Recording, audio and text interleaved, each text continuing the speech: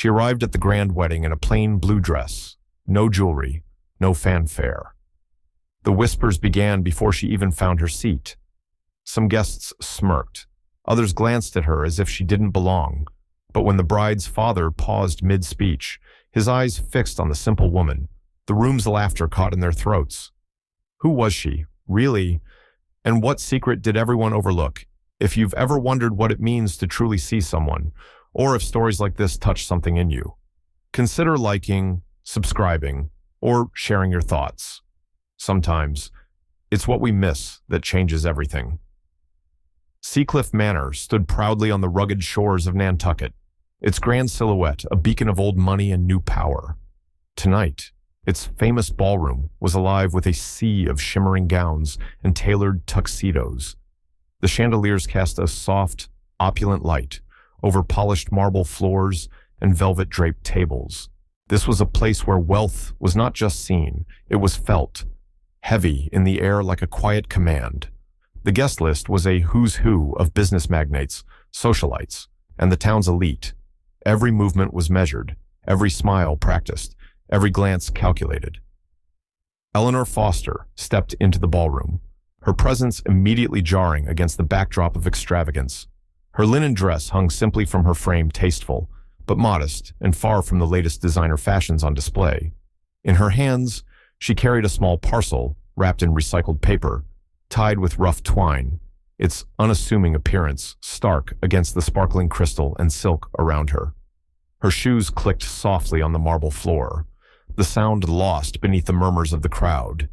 Yet the crowd had noticed. The initial silence broke with a ripple of whispers and snide comments. "Is that a thrift store dress?" someone scoffed, voice dripping with thinly veiled disdain. A ripple of laughter followed, quick and sharp. "She must have forgotten the dress code for this crowd," a woman said with a smirk, her eyes gleaming with condescension. The voices grew louder, a wave of judgment crashing toward Eleanor like cold water. Does she not realize this is Seacliff Manor? This isn't the place for the sentence trailed off, leaving only the sting of exclusion hanging in the air. Eleanor's face flushed, heat creeping up her neck, but her expression remained composed. She did not lower her eyes or try to explain. The years of navigating these spaces had taught her silence was often the best armor. Inside, however, the hurt was raw, sharp as the cold Atlantic wind outside these walls. She had once believed she could belong here, that hard work and quiet persistence might earn her a place at the table. But tonight, the truth was as clear as the glittering chandeliers above her here.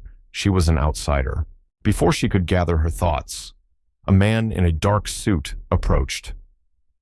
The hotel security guard moved with practiced authority, his tone firm but polite. "Ma'am, I'm going to have to ask you to leave the ballroom." Eleanor's heart clenched. She nodded, acknowledging the unspoken message that she was unwelcome.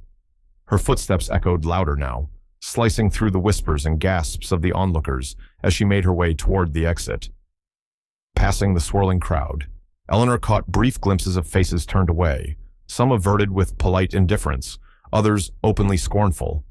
The air seemed to thicken with invisible barriers, walls built not of stone, but of whispered rumors and whispered judgments. The very space that should have been filled with celebration was, for her, a gauntlet of isolation. As she reached the hallway outside the ballroom, the cool air brushed against her skin, a stark contrast to the warmth of the lights she left behind. Her breath steadied, chest rising and falling with quiet resolve. She paused, looking back through the open doors. The glittering spectacle continued, a scene of perfection she was meant to never touch. Her eyes caught a flicker of movement near the grand staircase. A tall man, his features sharp and eyes piercing, was watching her not with disdain, but something else. Curiosity, recognition. The moment was fleeting, swallowed quickly by the ambient noise. Eleanor turned away, stepping deeper into the shadows of the corridor, the package in her hand now feeling heavier than before. She did not look back again, but he knew. Something had changed. Eleanor Foster stood alone in the narrow hallway just beyond the grand ballroom of Seacliff Manor. The dim lighting cast long shadows on the cream-colored walls, the polished oak floor beneath her feet reflecting faint glimmers of light from the chandeliers behind closed doors. The distant murmur of the wedding celebration barely filtered through, leaving the corridor quiet except for the soft echo of her footsteps. Yet, despite the silence, the weight of the night pressed heavily on Eleanor's chest. Her mind replayed the moments inside the sharp whispers, the cutting glances, the unmistakable disdain that had settled over the room the second she walked in. She could still feel the sting of those words, the silent judgment hovering like a storm cloud above her head. The contrast between her modest linen dress and the luxurious gowns around her seemed to deepen the divide she so often felt, a chasm she could see, but few seemed willing to bridge. Eleanor's eyes traced the intricate moldings that framed the ornate doors to the ballroom. Each flourish of gold and ivory seemed to mock her simplicity. This was a world built on appearances and old money, a place where pedigree mattered more than character, and she had never quite fit. Though her fortune far surpassed most here, it was the quiet kind that didn't scream for attention, the kind that was often ignored. Her thoughts were interrupted by the soft footsteps of a young woman approaching from a side corridor. Mia, a hotel server in her early 20s, moved hesitantly toward Eleanor. Her eyes flickered with a mixture of sympathy and uncertainty, as if unsure whether to offer kindness or keep her distance. Eleanor noticed the conflicted expression, recognizing it all too well, the invisible line people feared to cross. Mia stopped a few feet away, her voice barely above a whisper. "It's hard. People here don't always see the whole story." Her eyes searched Eleanor's face, as if seeking permission to say more. Eleanor offered a small, steady smile, a quiet acknowledgement of the unspoken bond between two outsiders in this gilded cage. "They don't know what to look for," she said softly. "But I'm not here to change their minds." Mia nodded slowly, the tension easing slightly between them. For a brief moment, the harsh edges of the evening softened. Eleanor felt a flicker of warmth amid the coldness of the night. Yet beneath it all was an undeniable truth. This was only the beginning of her ordeal. A sudden noise shattered the fragile calm, a sharp crash from within the ballroom, followed by a murmur of surprise. Eleanor's head snapped toward the doors, her eyes narrowing, as a spark of curiosity ignited in her chest. The noise seemed to ripple through the manor's walls, stirring something deep inside her. It was a reminder that the night held more than just whispers and judgments. There was a story unfolding, one that she intended to see through to the end. She took a deep breath, steadying the tremor of nerves that threatened to rise. The hallway felt colder now, but her steps were purposeful. Eleanor knew she couldn't stay hidden in the shadows. The world might try to push her aside, but she would keep moving forward, quietly, steadily, like the tide that refused to be ignored. She didn't look back, but something had changed. Returning to the ballroom felt, for Eleanor, a little like stepping onto a stage where the script was written by everyone but her. The sounds of music, glassware, and laughter were louder now, as if the room had absorbed the drama of her earlier departure and responded by turning up the volume on its own privilege. The guests had shifted positions since she last stood here, champagne flutes refreshed, ties loosened, dresses adjusted, but their eyes carried the same edge of judgment, sharpened by fresh gossip. She recognized the sideways glances, the not-so-subtle stares that followed her linen dress and humble package. Even from a distance, she could feel the burn of their curiosity and something colder underneath.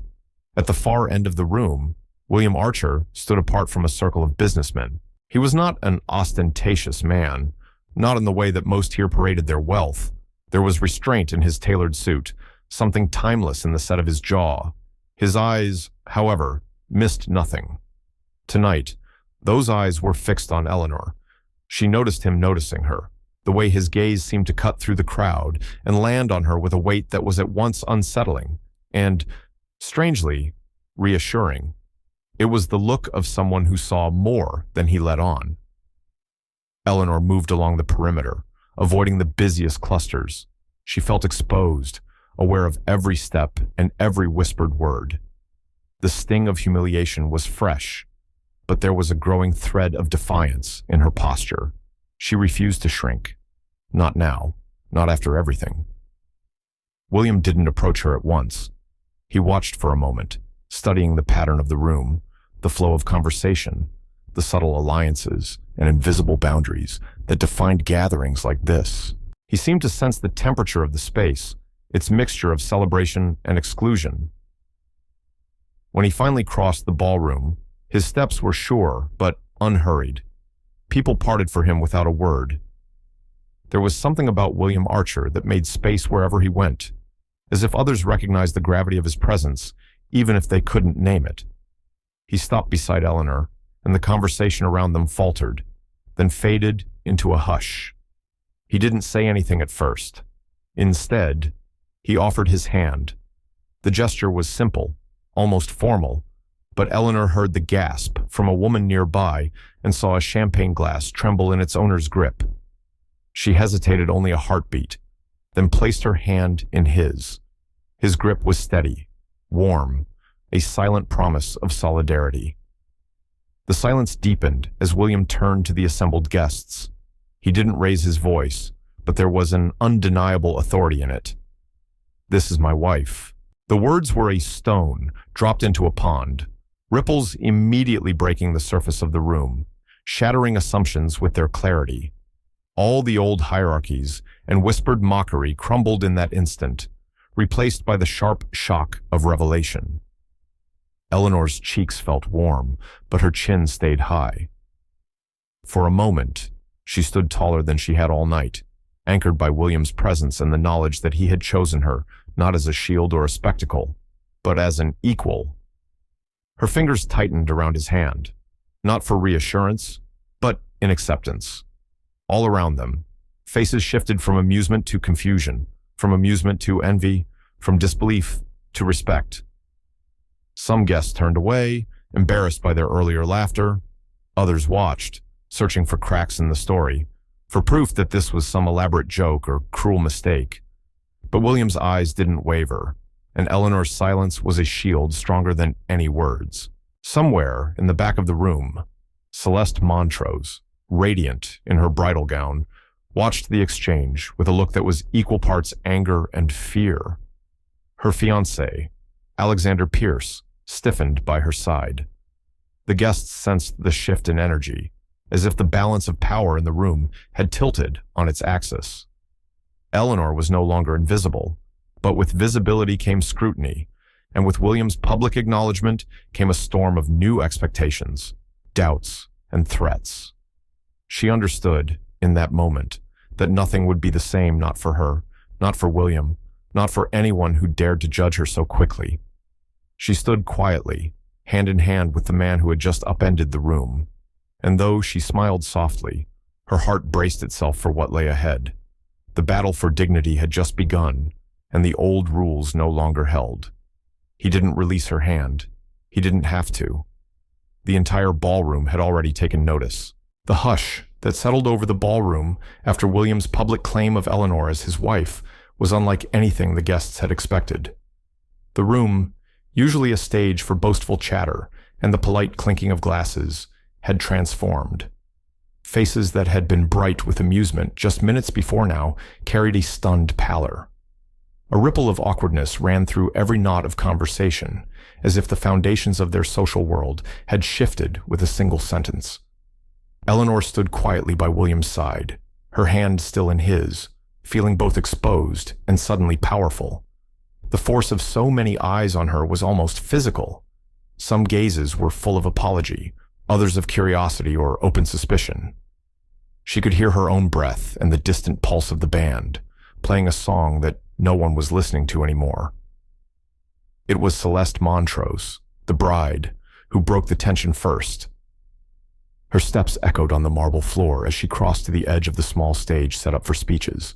She was radiant but visibly rattled, her expression tight with a mixture of resentment and confusion. "If that's true," she said, her voice too loud. "Perhaps Mrs. Archer would like to say a few words to the guests." Her tone was light, but the challenge in it was unmistakable. William glanced at Eleanor, giving her the space to choose her response. Eleanor's mind raced, but she let herself breathe. She walked with calm composure up to the stage. The quiet in the room deepened. She paused before the microphone, searching the crowd. She caught Mia's eye just for a second, and it steadied her. "I know I wasn't what you expected tonight," Eleanor began, her voice low but clear. "Some of you may remember me as a guest, others may not. For years, I chose to stay in the background, not because I had nothing to offer, but because I wanted to see what grew in the shadows." There was a flicker of discomfort in the crowd. Eleanor went on, measured and direct. "I believe in this place, in its history. That's why, many years ago, I made a commitment not just to William, but to Seacliff Manor itself. I'm proud to say I own half of this estate." A sharp intake of breath swept through the ballroom. Celeste's smile faltered. Even Alexander Pierce, standing nearby, seemed genuinely stunned. The entire rhythm of the evening had shifted again, as if the wind outside had forced the old windows open. One of the event managers, moving quickly at William's nod, switched on the projector. The screen filled with images and numbers records of investments, deeds, and photographs of Eleanor at ribbon cuttings, charity events, community meetings. Her name appeared time and again, tied not just to Seacliff, but to hotels, small businesses, and charities throughout the region. As the slides flickered by, faces in the crowd changed. Where there had been derision, there was now a sort of embarrassed awe. Whispers turned inward. People began to remember, or to pretend they had always known. But the moment did not end in victory. Eleanor could feel the undercurrents in the room: envy, fear, the anxious reevaluation of old alliances. Some guests exchanged looks, recalculating their positions. Others leaned together, already plotting new whispers. Eleanor saw the flash of warning in William's eyes, the quick, guarded nod from Mia at the back of the room. She realized that power could shift as quickly as contempt, and that every revelation brought new risks. She did not linger on stage. With quiet dignity, she returned to William's side. Celeste and Alexander moved away, stiff and silent. The room was abuzz again, but with a new kind of energy: restless, uncertain, hungry for answers. As Eleanor looked around, she felt something more than vindication. She saw the beginning of a different kind of battle, one that would not be fought with speeches or titles, but with resolve and patience. She watched the light from the chandelier shiver across the ballroom floor, knowing the night was far from finished. Even as the images of Eleanor's legacy faded from the screen, the atmosphere in Seacliff Manor's ballroom thickened with tension. For a moment, guests had been silenced by awe, but the vacuum quickly filled with nervous energy. Conversations broke into fragments, whispers blooming into pockets of speculation across the marble expanse. Champagne flutes hovered mid-air, forgotten in the hands of people who now eyed Eleanor with an odd mix of deference and suspicion. The soft background music, once the heartbeat of the party, felt suddenly out of place, too gentle for the sharp undercurrent now running through the room. Celeste Montrose watched Eleanor closely from near the center of the dance floor. The bride's posture was perfect, her gown glimmering beneath the chandelier's light, but her eyes betrayed an edge that could cut. She exchanged tight, quiet words with Alexander Pierce, who stood at her side, lips drawn in a line and jaw clenched. His gaze darted between Eleanor and the guests, his mind working over possibilities, his power threatened in a way that no one in this room could recall seeing before. As the first ripple of conversation began to swell, a cluster of women near the dessert table lowered their voices. Who is she? Really, wasn't she the woman they asked to leave? One asked. Another, more daring, recalled seeing Eleanor at charity galas years ago. She was always in the background, never wanted attention. That's what makes this strange. Don't you think a third guest wondered aloud if William Archer had orchestrated the reveal, or if it was Eleanor herself who had forced the hand? In another corner, James, the attentive young server who had witnessed Eleanor's humiliation earlier, found himself drawn into the drama. He moved between tables, replenishing drinks, but kept stealing glances at Eleanor. His mind churned with doubt and curiosity. She had been kind to him, offering a thank you when few guests noticed the staff at all. Now, as he observed the shifting alliances among the powerful, James felt a vague sense of worry, as if something larger was taking shape in the spaces between their words. Eleanor, meanwhile, moved with steady composure through the ballroom. She greeted those who approached her with a nod or a word of gratitude, but she did not linger. Her posture was serene, her expression unreadable, but inside she felt the prickling heat of every question. She was painfully aware that not all were ready to accept her. Some would resent her new position more fiercely than the insults they'd hurled just hours before.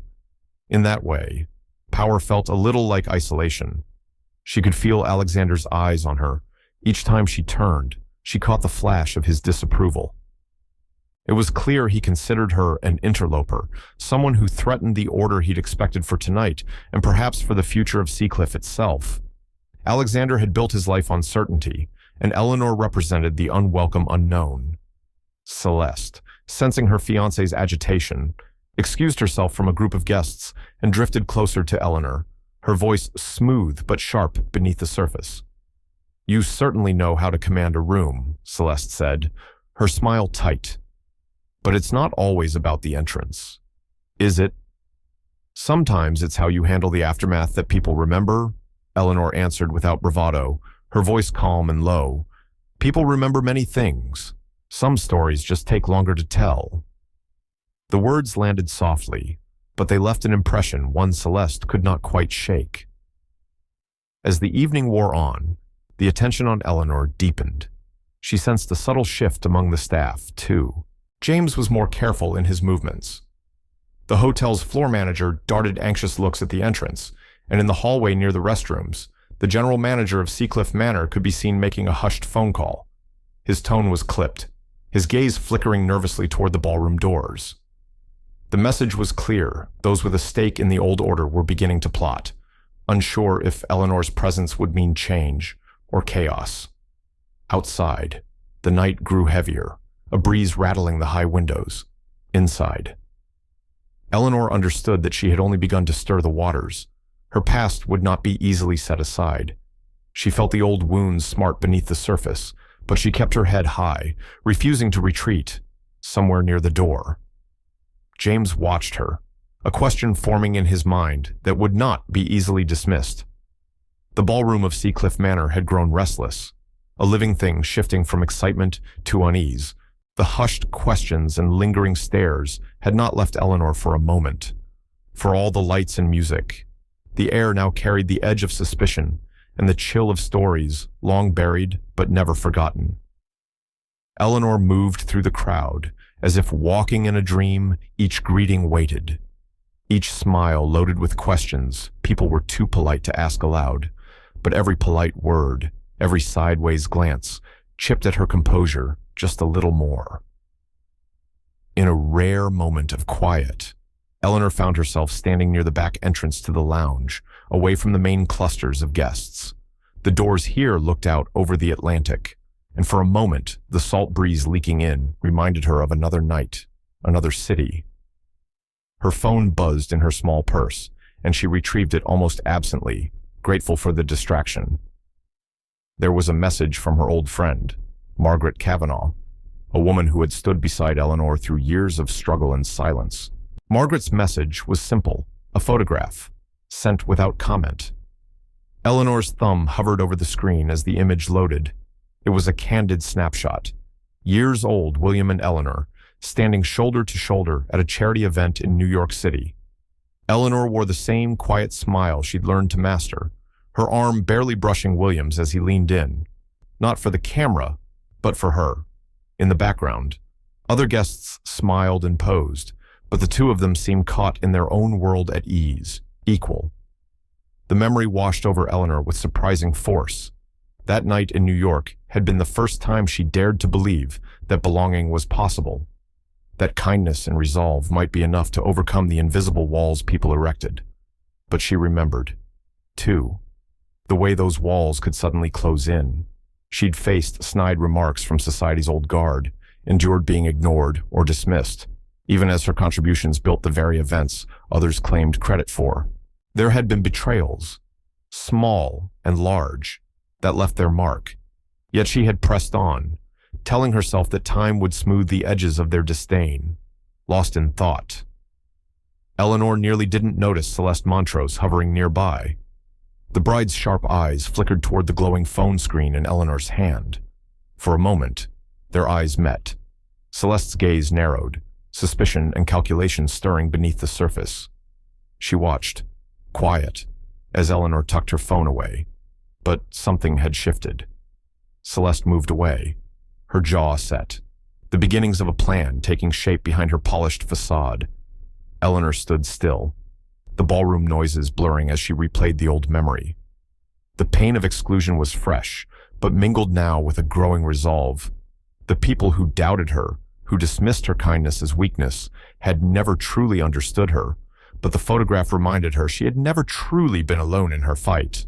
There had always been allies, even if they were sometimes silent, and her journey was as much about remembering them as proving herself to those who would never accept her.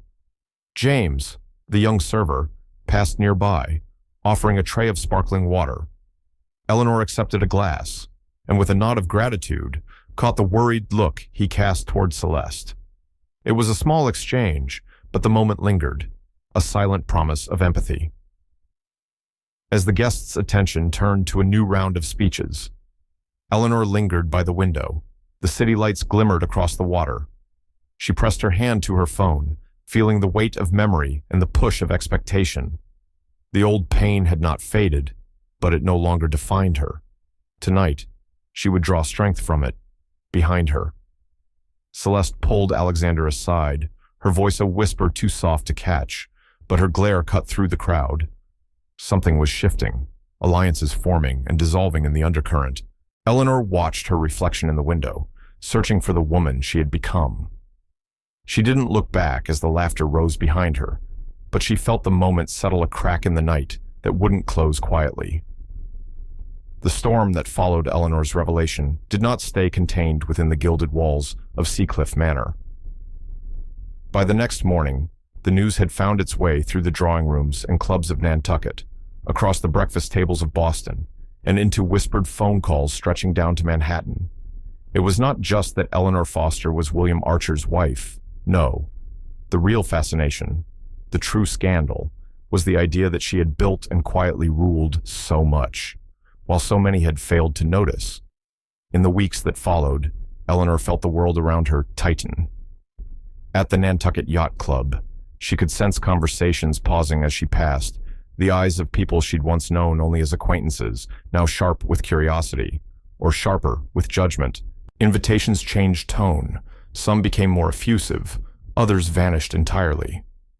Every morning, the local paper seemed to carry a fresh opinion or speculation, sometimes a bland compliment, more often a veiled attack.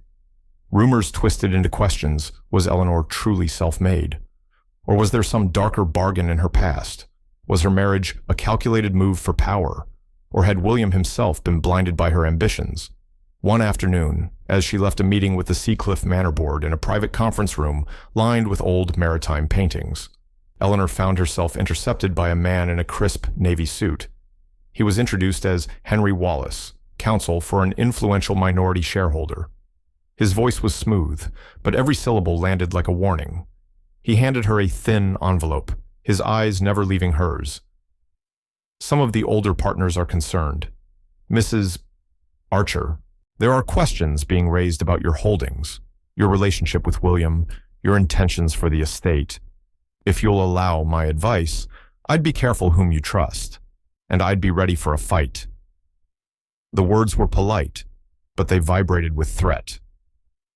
Eleanor nodded, pocketed the envelope, and gave him a measured thank you. Later, when she was alone, she unfolded the letter. It was not quite a legal notice, but it was a clear signal there were those who would not rest until she was diminished, even erased, from the legacy she had shaped. There were references to old deals, to years she'd spent building the foundations of Seacliff's resurgence deals, that, if twisted or misrepresented, could easily become the stuff of tabloid scandal or boardroom betrayal. Her hands shook for a moment, and she allowed herself a breath of fear. the old shame of being excluded, of being less tried to claw its way back. She remembered the years after her first husband died, when she had fought for every inch of ground, every scrap of dignity, only to be dismissed by men who thought her too gentle, or too naive, or simply too unimportant to matter. Now those men, or their heirs, seemed eager to rewrite the story, to cast her as an interloper or worse, but Eleanor refused to let the fear take root.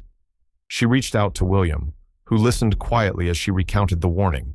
He did not offer easy reassurance. Instead, he met her gaze and spoke with the same steady resolve she'd always admired. "You're not alone in this, Elle. Not now. Not ever. Let them talk. You know who you are. That's what matters." It wasn't defiance, she felt. Exactly. It was something quieter, deeper, the knowledge that her value was not in the approval of others, but in her persistence, her choices, her history. Still, she could not ignore the threat. She knew these people, their methods. Whispers could become accusations, and accusations could snowball until even the truth seemed compromised. James, the young server, appeared at her side later that evening, carrying nothing but a folded napkin and an anxious look. "Mrs. Archer," he said quietly, "I overheard some things near the kitchen, someone asking questions about you, about the old grant you set up for the harbor renovations. I just thought you should know." She smiled and thanked him, the gesture gentle but grateful. It was a reminder that not all eyes in Nantucket were cold. As dusk settled over the island, Eleanor stood at the windows of her study, watching the last boats coming in. The sky was streaked with purple and gold, and for a brief moment, the peace was real. But even in the quiet, she felt the press of old shadows, proof that the past, once awakened, was never easily laid to rest. She didn't close the curtains. She stood there, watching as the last light faded, knowing that some stories refused to stay buried. The morning air in Midtown Manhattan carried a hint of rain as Eleanor stepped from the cab and into the lobby of the corporate tower where Seacliff Manor's shareholders gathered. The building's glass facade reflected the city's busyness, but inside the boardroom on the 21st floor, the mood was anything but ordinary. Behind sleek walnut doors, a half-moon table was surrounded by people who, just weeks before, would have paid Eleanor little mind. Now, they regarded her as both a curiosity and a threat. Eleanor entered with measured steps, holding a portfolio of carefully prepared reports. The hum of voices dulled as she took her seat near the head of the table, beside William. Some faces, older men with silver hair and hard eyes, nodded with polite restraint, while others, like Celeste Montrose, wore expressions tight with expectation and challenge. The glass walls revealed the city's ceaseless movement. But here, time seemed paused, every glance sharpened by recent events. The meeting was called to order, but it was clear that today's agenda was not the usual quarterly review. Within minutes, Celeste seized the floor, her posture straight, voice steady, but her words edged with accusation. "Before we discuss new business, I'd like clarity on recent changes to the Seacliff Foundation's disbursement. Some of us question whether these philanthropic initiatives align with the Manor's strategic interests." Her eyes locked on Eleanor, making no attempt to hide the subtext. Eleanor met her stare, voice calm but unwavering. "The Foundation's work is consistent with Seacliff's history of civic engagement. Every grant and sponsorship was vetted, approved by committee. The records are open to anyone here." She handed out copies of the documentation. Her hands were steady, but she felt the pressure mount in her chest. Celeste pressed further, turning the questions into insinuations. "Then perhaps you'd like to explain the uptick in donations to Harborview Youth Services, the same organization that sponsored your first event with William Archer. Some might say the lines between personal and professional have become blurred." Murmurs rippled around the table. Alexander Pierce glanced at Celeste with a mix of pride and concern, while other board members leaned in, eager for drama or scandal.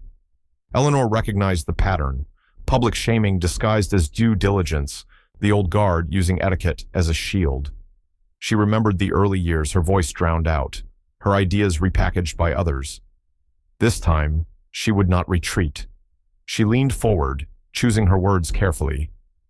The work at Harborview is public record. Every decision I made was to strengthen Seacliff's place in this community. If anyone wishes to challenge that, I welcome a full review. Her voice did not rise, but the resolve in it quieted the room. For a moment, even Celeste faltered. William, silent until now, cleared his throat. The board turned toward him, his presence suddenly grounding the chaos. For decades, Seacliff Manor was adrift. It was Eleanor's vision, her steady hand, that brought us back to the heart of Nantucket and to the city. Anyone questioning her integrity will answer to me. I stand by every decision she's made. The shift was palpable. Some looked down, caught between alliances. Others glanced at Eleanor anew, reconsidering. Celeste sat back, her features composed, but her hands clenched in her lap. The power dynamic had tilted, if only slightly. Outside, rain began to tap gently at the windows, a reminder that the world would move on no matter how fierce the arguments within. But for Eleanor, the storm was internal. She pressed her hands to the cool surface of the table, breathing in the weight of the room. The meeting adjourned, but the hallways outside buzzed with new conversations, some allies, some doubters, all shifting. Celeste lingered at the door, watching Eleanor with a gaze that promised the fight was far from finished. Eleanor stood for a long moment by the window, the city stretching out before her, feeling that everything, her reputation, her future, was suspended in this uncertain light. When Eleanor left the boardroom that afternoon, the city outside felt colder than usual, even as the late spring sun caught the glass of Midtown towers and sent fractured light across the street. Her shoes echoed down the corridor, the final click swallowed by the hush of the elevator lobby. She carried the weight of a meeting that should have ended with clarity, but instead left every alliance in question.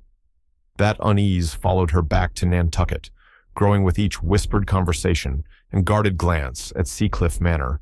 By the time she returned to the manor, evening was settling over the harbor, the sky streaked with the kind of pink and violet that once filled her with comfort. But not tonight. Tonight, the manor felt less like home and more like an old stage set, everyone playing parts in a story that had slipped from her control. She moved through the halls, taking in every detail, the scent of fresh lilies in the foyer, the distant laughter from the east wing, her mind ticking through all she'd heard and all she hadn't. Whispers had found her even here, rumors that the board had convened again without her, that some of the old guard were courting outside investors, looking for ways to break her hold on Seacliff. More cutting were the doubts surfacing within her closest circle, the people she trusted. Eleanor had long understood that power made people uneasy. Now she felt the chill of its isolation. It was James, the young server who had always seemed genuinely kind, who brought the latest tremor of betrayal. Eleanor found him in the service corridor, his face pale under the dim lights, hands wringing the edge of his apron. He started to speak but faltered, swallowing hard. She saw it before he confessed a slip of the eyes, a shame that told her he had been pressed by someone with more power than him. "I'm sorry, Mrs. Foster," James whispered, his voice breaking. "I didn't want to. But they said they'd fire me if I didn't talk. Celeste and some lawyer from the city, they wanted details, personal things, anything I could remember. I tried not to say much. I really did." Eleanor's hand tightened around the folder she carried. She looked at James, seeing the fear and regret, and for a moment she was silent. The world of the wealthy, she knew, made casualties of those who simply wanted to keep their heads down. "It's all right, James," she said, keeping her voice soft. "You did what you thought you had to. I understand more than you know." He nodded, relief and shame mingling. When he left, Eleanor remained, staring at the fading wallpaper, the chipped tile beneath her feet. She wondered how many other quiet betrayals had gone unnoticed, how many alliances would dissolve before this ended. As night thickened, Eleanor moved to her private study, a small book-lined room at the manor's far edge, facing the dark sea.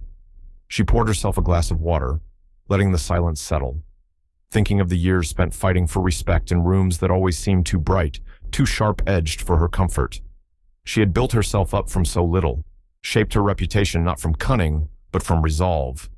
Yet here she was, forced again to question the loyalty of everyone around her. A soft knock at the door startled her. Mia, the young server from earlier, peeked in with an uncertain smile. "They're talking about you again," she murmured, voice full of both warning and worry.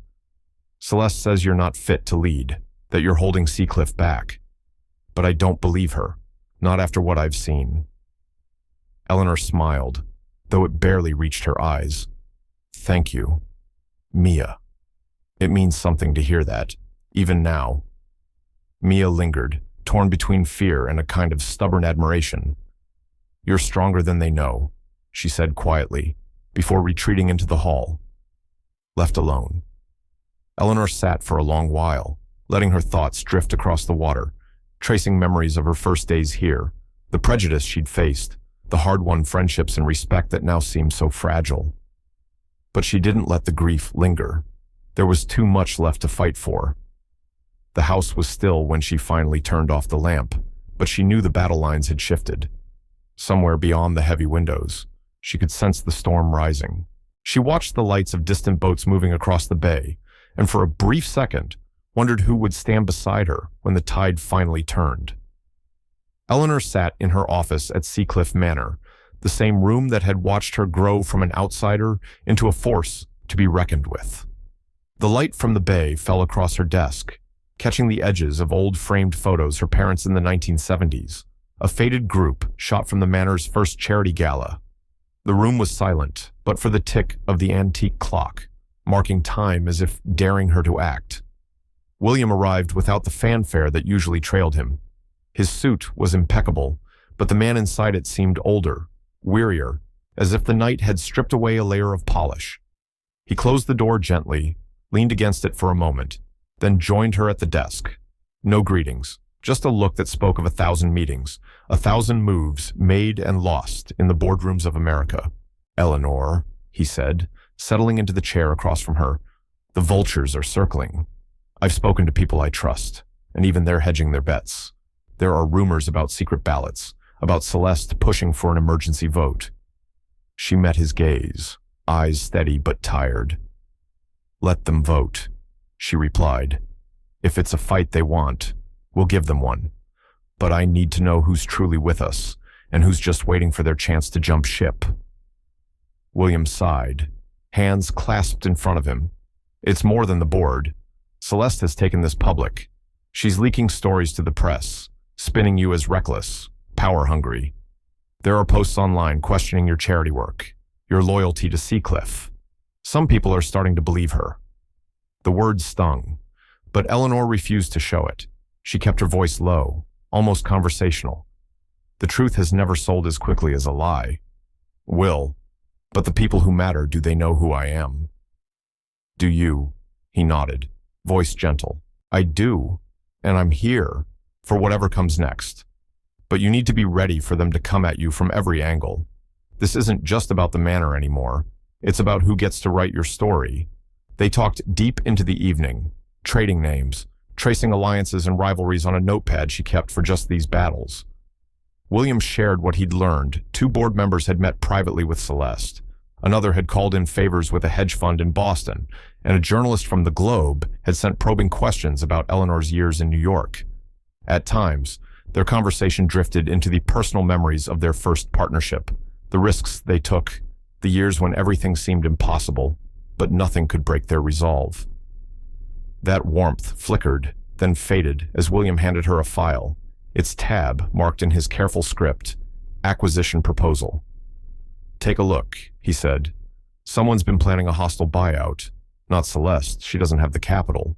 But she's working with someone outside. These documents were left for me anonymously. It's a full takeover plan, all mapped out, and your name is all over the objections. They mean to blame you for any fallout." Eleanor turned the pages slowly. Inside, she found not just numbers and strategy, but an unsigned letter detailing confidential board discussions, information only a true insider could know. A fresh jolt of betrayal cut through her. Someone close had been feeding secrets. They want you gone before summer, William added.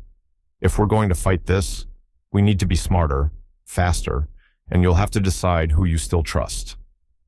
The pressure was immense, but as she read, something inside her began to settle. There was a quiet, familiar anger, one that didn't lash out, but sharpened her thinking, focused her energy. She traced her finger along the margin, eyes narrowing. "I've been here before," she murmured, "people thinking I'd fold at the first sign of trouble. They never learned who I was." William smiled. "A rare and real thing. Then let's show them." Outside the window, the manor's lights glimmered against the dark water. Somewhere in the guest wing, voices rose and fell, echoing the chaos of the past weeks. But in this room, for this moment, there was only the sense of an old alliance reforged under fire. Eleanor closed the file, the lines on her face deepening, but her voice clear. "If they want a battle, they'll get one, but I won't lose myself in the fight. I owe that much to the people who still believe." As William stood to go, a sense of resolve filled the air between them. There was fear, yes, and fatigue. But something in Eleanor's eyes had changed. She looked past William, past the walls of Seacliff Manor, and saw her life every loss, every act of defiance, every time she'd chosen dignity over comfort coming to a point. She did not say goodnight. Instead, she pressed the file to her chest, walked to the window, and let the night wind brush her cheek, as if testing her readiness for whatever storm was coming next. The private dining room at Aurelia's in downtown Boston gleamed under rows of crystal lights, every table set with care. This was not a place for hurried meals or empty talk. Tonight, the room filled with the subtle tension of power, the kind that had nothing to do with what was on the plate, but everything to do with what was about to be served to the city's elite. Eleanor stood at one end, posture calm, but inside her chest, her heart kept a steady, deliberate beat. The faces around her were a who's who of business, real estate, old money and new. Some watched her with sympathy, others with suspicion, but all were curious. At her side, William placed a gentle hand on the back of her chair, a silent reminder that she was not alone. She began with the simplest statement. "There are things about Seacliff Manor and its future that none of us should be left in the dark about." The hush was instant. She produced a slim black folder from her bag and opened it with steady hands, laying out papers one by one across the table's edge. "These are internal records, emails, transaction slips. They show a pattern of decisions that were made without board consent, funds moved through shell accounts, and signatures that do not match anyone on our council." Eleanor's voice was low, unhurried, but every word found its mark. As she spoke, the room leaned in. Some faces blanched, others hardened. William watched them, his gaze sharp as ever, reading the tides of allegiance in a single glance. Celeste, seated 2 places away, stiffened visibly. She tried to keep her expression neutral, but there was a tremor in her jaw. Alexander Pierce, who had always played both sides, looked away. Eleanor noticed it, all the shifting eyes, the small betrayals written in body language. One of the senior members, Mr. Harrington, reached for a document. He flipped through the pages, his brows furrowing as he recognized his own correspondence altered, taken out of context, then mixed into a web of transactions he'd never signed off on. These aren't my words," he said quietly, voice dry as dust. "Who did this?" Eleanor waited a moment, letting the silence hang. "That's what we need to uncover together. But you deserve the truth. There are people in this room who have been honest since the beginning, and there are some who haven't. We all know who's benefited most." Celeste rose, halfway, voice brittle. "Are you accusing me of fraud?" Eleanor met her eyes, not blinking. "I'm not accusing. I'm showing you the evidence. If you have answers, now is the time to offer them." Celeste looked around for allies, but found few. A ripple of discomfort moved through the group. The tide was shifting, and even those who had once whispered doubts about Eleanor were now glancing at Celeste with open concern. William stepped forward then, producing another file. For months, Seacliff's accounts have been under scrutiny, not by outsiders, by professionals brought in quietly to make sure what was happening here was legal. The findings are clear. He laid out charts, signatures, timelines. Celeste, your name is on more than one transfer. Alexander, yours as well. The room crackled with the energy of a sudden reversal. Where once Eleanor stood on the edge of exile, now she held the center, and the light was uncomfortably bright for her enemies. Celeste tried to defend herself, but her voice faltered, drowned out by the weight of the documents and the questions firing across the table. It wasn't the final victory, but it was vindication enough to make the power brokers at the table pause, reconsider their loyalties, and for some, quietly shift their support toward Eleanor. She felt it, the change in atmosphere. No one stood to applaud. But when Mr. Harrington looked at her and gave a slow, dignified nod, it meant more than any round of applause. Even so, Eleanor's satisfaction was careful, measured. She knew all too well how quickly fortune could turn. Behind her, the window looked out over the city, bright and restless. The world outside kept moving. And in here, there would always be another fight, another secret, another fragile alliance. But for tonight, Eleanor had carved out a space where her voice was heard, and the truth, at least some piece of it, could not be ignored. Celeste left the table early, steps quick and clipped, head held high, but eyes burning with the knowledge that she was losing ground. Eleanor watched her go, remembering all the times she herself had been the one to leave a room full of whispers. As dessert was served, William leaned in, his tone quiet but urgent. This isn't the end. Eleanor, she won't go down without a fight.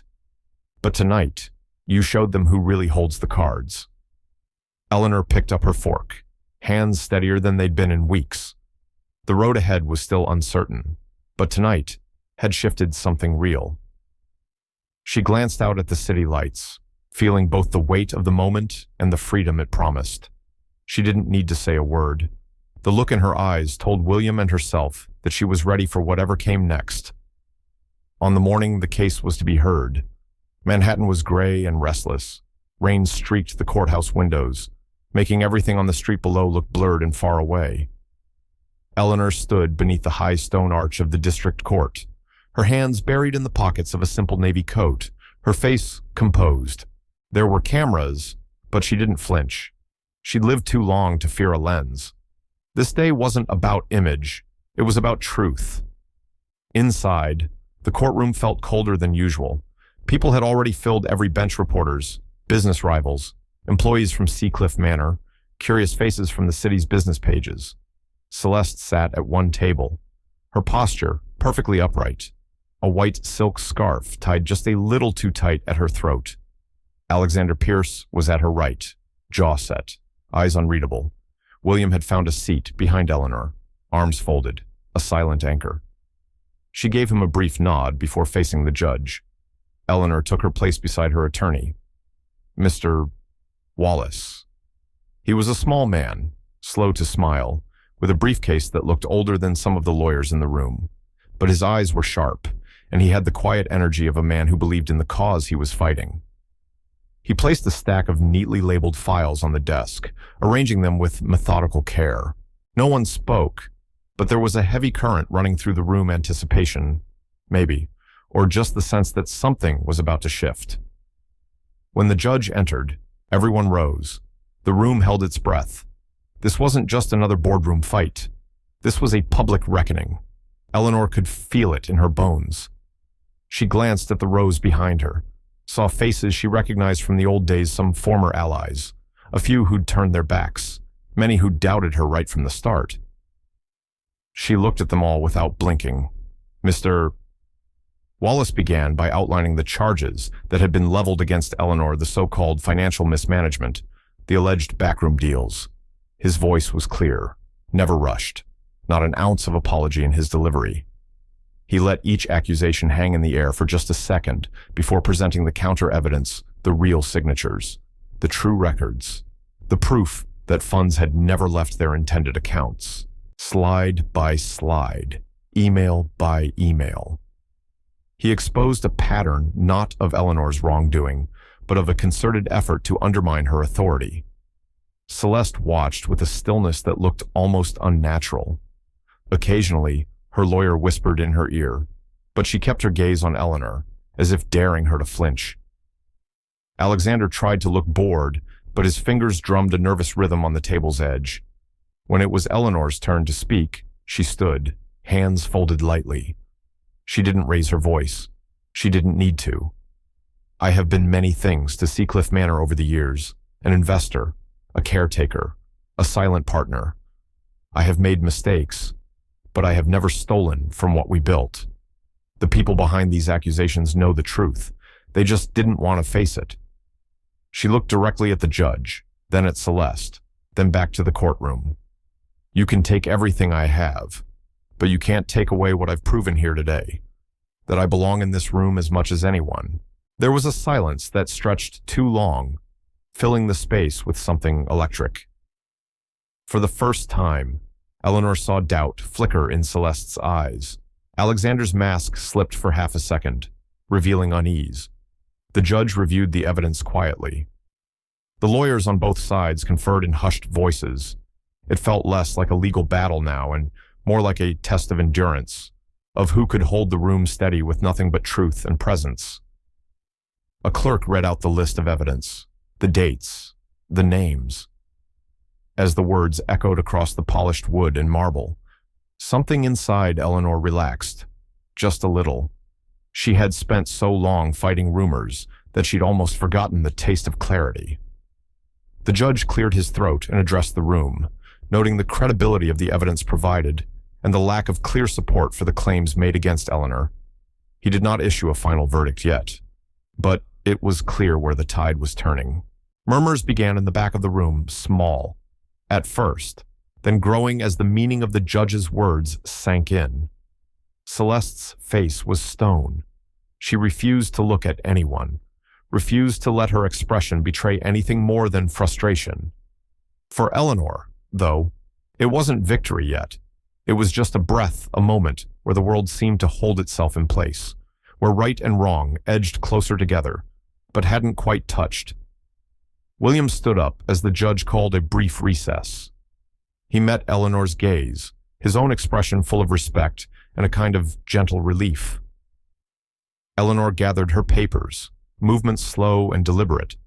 She didn't speak to anyone as she left the table, but her eyes met Celeste's for a long, still moment. Not a word passed between them, but the air felt different now.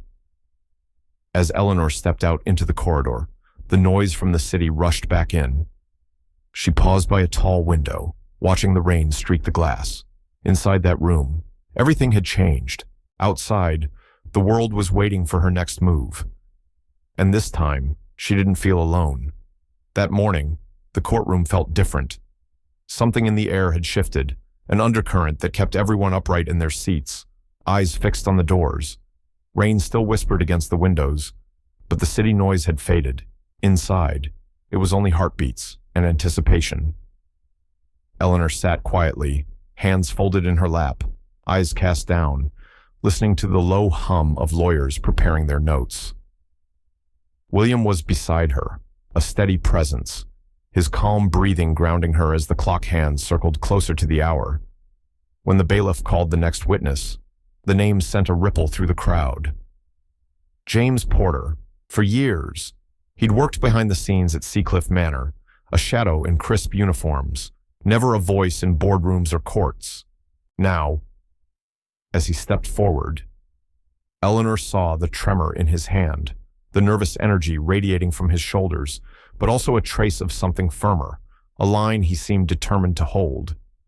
James paused before the judge, glancing at the faces that lined the benches, Celeste's sharp gaze, Alexander's tightly drawn mouth, and all the others who had seen him only as a servant. He straightened, looked at Eleanor for a brief moment, and began. His words started soft, just above a whisper, but as he spoke, they grew clearer, steadier. James recounted what he'd witnessed in the quiet hallways, the hurried conversations between Celeste and certain board members late at night, the shredded documents he was once asked to discard, the veiled threats, the pressure to remain silent. He described the nervous tension that filled the manor in those months, the way trust seemed to evaporate, how he had questioned his own role in it all. Celeste's face, usually a mask of icy composure, tightened visibly. She whispered urgently to her lawyer, but the judge held up a hand for silence. James continued, voice steady now. He told of how he'd been approached with bribes, how he'd seen funds moved in ways that never made sense, how Eleanor, despite being painted as the source of chaos, had been the only one who asked him, week after week, if everything was all right, if he needed support. He recalled, in detail, the afternoon he was offered money for his silence, and the sleepless nights that followed. The room was so quiet that when James's voice caught, everyone heard it. He wiped his palms on his trousers, took a breath, and went on. He confessed to feeling fear, real fear of losing his job, of being blacklisted, of stepping into the light after so many years of shadows. Yet he'd chosen to speak because he could no longer watch good people get destroyed by those with more power than conscience. He said he saw in Eleanor something he'd never seen in the others, not just leadership, but decency. The effect was immediate. Celeste tried to interject, her lawyer objecting on grounds of hearsay, but the judge let James finish. Alexander glared at the floor, jaw clenched. Whispers ran like electricity through the gallery. William leaned forward, his eyes meeting Eleanor's relief and admiration mingled there. For the first time since the trial began, Eleanor felt a tremor of hope, rising up through her, quiet but strong. Yet even in this moment of vindication, she couldn't escape the ache of what the last months had cost her, the friendships lost, the trust broken, the nights spent awake, doubting. Still, as she watched James return to his seat, she understood that truth, spoken in the right moment, could change everything. The court recessed for a few minutes, giving everyone a chance to breathe. Outside, reporters clustered, hungry for a quote, but inside, a silent reckoning unfolded. Eleanor turned to William, his hand covering hers, and for once, words were unnecessary. What bound them now was not the old loyalty of business, but something more resilient, born from facing storms together. As court resumed, the energy in the room was no longer against her. Even some of her fiercest critics looked uncertain, glancing between Eleanor and Celeste, as if unsure where the real threat now lay. The judge called for closing statements, but everyone knew the direction had changed. Eleanor stood taller, her losses etched in the lines of her face, but a new kind of strength anchoring her. Celeste's eyes flashed with defiance, but the cracks in her armor were plain for all to see. The day wasn't over. The struggle wasn't finished. But as the doors closed behind James and the last echoes of his testimony faded, Eleanor knew this fight would not end as quietly as it began. It began with a single email, innocuous on the surface, just a warning from IT about unusual server activity at Seacliff Manor. Within hours, news broke out across the network. Files vanished, systems slowed to a crawl, and the company's legal archives, painstakingly assembled for the ongoing lawsuit, flickered off the screens. The boardroom in Midtown Manhattan erupted in panic. People rushed between offices, their faces lit by the harsh blue glow of laptop screens, voices rising with every failed login and lost document. In the midst of chaos, Eleanor stood at the edge of the conference room window, her reflection caught in the glass, city lights shining behind her. She could hear fragments of worried conversations, terms like data breach, sabotage, cyber attack. Outside counsel demanded updates by the hour. William called her from another floor, his voice tight. He wanted to know if she was all right, if she'd seen the scope of the attack. Eleanor said she was fine, but her hand trembled as she set the phone down. She looked around and saw the anxiety in every corner of the room, as if the walls themselves had turned against them. James, still shaken from his testimony, hovered nearby, offering to help with anything at all. Word traveled quickly the hackers hadn't just targeted Seacliff Manor, they'd gone after every digital link tied to the case. Legal filings, evidence, even personal correspondence were being scrubbed or leaked online. For a moment, it seemed the past weeks of struggle would unravel in a single night. Celeste, sensing opportunity, stirred further trouble. She and her supporters whispered among themselves, suggesting that this was the final sign of Eleanor's incompetence, that she'd brought disaster upon them all. The atmosphere grew thick with accusation.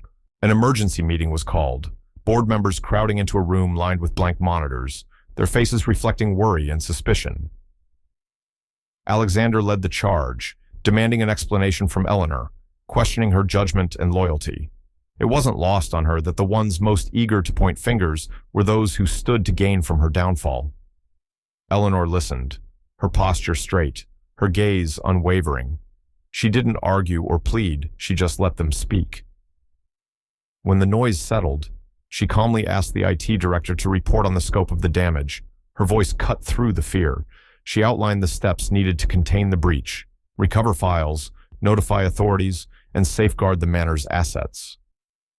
For a few tense moments, it was just her and a whiteboard, mapping out the chaos into something that almost looked manageable. The team's faith was shaken, but as they watched Eleanor move from crisis to strategy, a few remembered why they'd stood with her in the first place. William rejoined the group, rallying key staff, quietly reinforcing her authority with his own presence. The divide that had yawned wide just days before began to close, not with loud declarations, but through silent, practical cooperation. Even James, the least powerful among them, found a role, helping recover data and organize support for those most affected. Celeste, meanwhile, wasn't finished. She accused Eleanor of orchestrating the breach to garner sympathy or destroy evidence. The accusation was sharp, but it didn't stick the way she hoped. Too many eyes had witnessed Eleanor's relentless effort to hold things together. Still, doubt lingered like smoke after a fire, late that night, after the emergency had passed its worst. Eleanor walked the dark halls of Seacliff Manor, the soft whir of servers and the quiet hum of night staff, all that kept her company. She paused in front of an old oil painting, one she'd fought to keep in the lobby when others wanted it gone. In that stillness, she felt the weight of every choice and mistake, every word spoken in anger or hope. James passed by with a tired nod, a silent thank you in his eyes. William joined her a moment later. No words needed between them. The threat had not vanished, but in facing it, some of the fractures in their team began to mend, bound by the memory of standing together in the hardest hours. As dawn approached, the city outside started to wake, oblivious to the quiet war waged through the night inside those walls. The grand hall of Seacliff Manor had never felt so heavy. Outside, the winds off the coast rattled the old windows, but inside, every sound was muffled by anticipation. The chandeliers glowed over a long, polished table. Around it, the key players of the company sat tense, their faces set in stone. Eleanor stood by the window for a brief moment, breathing in the hush before the storm. William placed a reassuring hand on her shoulder. He didn't say a word, he just looked at her with that quiet faith she'd come to rely on. When she took the podium, the room stilled. All the rumors, betrayals, and doubts of the past weeks gathered in the air. She let her gaze travel over the faces, some hostile, some uncertain, a few openly supportive. Her voice, when it broke the silence, was calm, but rang with resolve.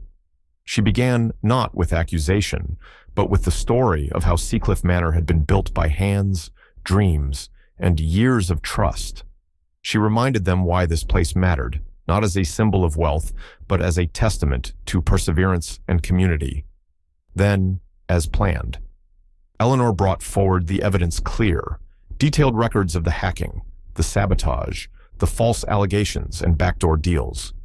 Every word she spoke was measured, every document handed to the secretary, a nail in the coffin of those who'd sought to bring her down. Celeste tried to interrupt, her voice cold and sharp, but Eleanor didn't waver. When Celeste accused her of manipulating staff, Eleanor calmly pointed to James's testimony in the security logs. She didn't raise her voice or appeal for sympathy. She laid out the truth as it was raw, uncomfortable, undeniable. The room shifted. Board members who'd remained silent began to ask questions not just of Eleanor, but of Celeste and her allies. William stepped forward, quietly confirming key facts. The tension grew sharper. Celeste lashed out, turning on her own supporters, desperate to salvage her position.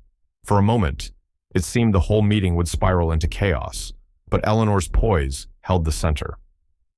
A silence fell after her closing words. She didn't ask for pity. She simply asked them to choose fear or courage, division or unity. Her final declaration was not about her own victory, but about the legacy of Seacliff Manor, about not letting old wounds and secret fears tear apart what generations had built.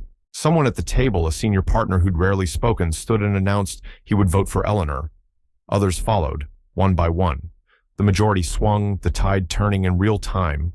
Celeste, realizing she had lost, sat rigid and silent. Her eyes flashed with anger, but there was resignation. Too, she hadn't expected Eleanor to fight so hard, or for the truth to matter so much in the end. William watched Eleanor with pride. James, standing by the door, gave a small nod. The staff who had worked for months in uncertainty finally let out the breath they'd been holding. For a heartbeat. Eleanor let the relief show, her hands unclenching, her face softening as she looked at the team that remained. The battle had been fought not just with documents or speeches, but with patience, endurance, and the willingness to trust, even when trust was hard to give. When the vote was officially recorded, Eleanor didn't celebrate. She turned, walked to the window, and looked out at the manor grounds, thinking of all the times she'd nearly given up, all the voices that had tried to drown her out. In that silence, she knew the real work was just beginning, behind her. William and James exchanged a look. Tonight was not the end. It was a threshold. The last day of the trial arrived, and Manhattan's morning seemed to echo the tension inside the courthouse. The marble floors reflected Eleanor's steps as she entered, each stride firm, not hurried, not unsure. The great hall was nearly silent except for the hushed voices of attorneys and the nervous shuffle of papers. Everyone seemed to be waiting for her to slip, to falter, to lash out in anger or fear. Instead, she moved with the steadiness of someone who had survived the worst of storms and learned to let the rain fall as it must. The judge's words, when they finally came, were clear and free of drama. The verdict restored her rights and cleared her name. It also did something else. More quiet, but deeper, it restored a kind of faith in those who watched. When the gavel fell, there were no cheers, no angry shouts, only the soft exhale of years' worth of burdens beginning to lift. Celeste sat unmoving, lips pressed tight, her eyes fixed on a distant spot. A few of the board members bowed their heads. Others simply watched as Eleanor gathered her things. Eleanor stood, smoothed the lapels of her jacket, and turned. William met her gaze from the other side of the aisle. His eyes were wet, not from defeat or even relief, but from the quiet pride of a man who'd seen how hard it was to keep walking when the world tried to make you kneel. He did not rush to her side, but instead waited at the entrance, letting her finish the walk herself. As Eleanor crossed the gallery, people rose from their seats, not out of obligation, but as a silent acknowledgement of what she had endured and what she had protected. James lingered in the hallway, hands twisting his cap, but she paused just long enough to meet his eyes and offer a nod that said more than any words. Forgiveness, gratitude, understanding she carried them with her as she stepped out into the sunlight. She did not look back. She did not search for Celeste or demand an apology from those who had tried to tear her down. Instead, she let the noise of the courthouse fade behind her and stepped into the late morning air. There was a new stillness, one that felt like the world had shifted just enough to make room for hope again. William joined her outside, his presence steady and quiet. He placed his hand lightly on her arm, and together they walked toward the waiting car. At Seacliff Manor, lights glowed in every window. Staff and friends awaited news, but Eleanor simply nodded as she walked inside, offering a tired smile and a kind word to each person she passed. She paused at the landing, gazing out over the grounds, where the ocean wind bent the tall grass and the last leaves of fall spiraled down. She felt the weight in her chest loosen, not gone, but easier now, like a stone finally set down after a long journey. She understood that winning didn't erase the scars, didn't undo the years of suspicion or the sting of betrayal, but she had reclaimed something no verdict could grant: her own sense of worth, her right to choose mercy over anger, to forgive not just others, but herself. The battle had never truly been about money or even power, but about dignity, about standing upright when the world wished her small. Inside, the house filled with a quiet energy. There were murmurs of congratulations, a few tears, a few awkward apologies. Eleanor accepted them with a simple grace, knowing that each person would carry their own lessons away from this. She let herself be present, to feel the warmth in the air, the closeness of those who had stood by her, and even the respectful distance of those who once doubted. Outside, the manor shone in the dusk, every window casting gold onto the lawn. For the first time in years, Eleanor believed that the place could belong to everyone who cherished it, not just by right, but by choice. As she stood by the window that evening, head high, heart unguarded, she saw her reflection framed by the soft light and the open sky beyond. And when she finally let the curtain fall, she knew tomorrow would not ask for proof, only for the courage to begin again. Late in the evening, after the music faded and the crowd thinned out, a gentle hush settled over the old manor. The light from the windows fell in soft patterns on the floor, and for a moment, it felt as if the world had slowed enough for everyone to catch their breath.